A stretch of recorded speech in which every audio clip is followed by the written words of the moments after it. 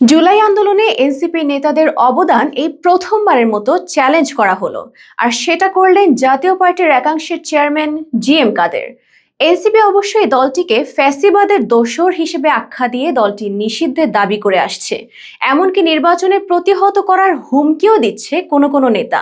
GM কাদের বলেন, এনসিপির জুলাই আন্দোলনে কি ভূমিকা তার প্রমাণ হাজির করতে হবে। নিউজ 24 এর প্রতিবেদন থেকে জানা যাচ্ছে, রংপুর নগরের কাচারীবাজার এলাকায় পীর কেরামত আলী জৌনপুরীর মাজার জিয়ারত শেষে জাতীয় পার্টিকে নির্বাচনে নিষিদ্ধে এনসিপির দাবি নিয়ে সাংবাদিকদের প্রশ্নের উত্তরে তিনি এ চ্যালেঞ্জ জানান।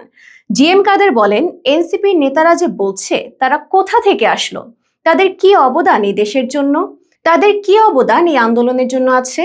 আমি চাই তারা প্রমাণ সহ সামনে হাজির হোক।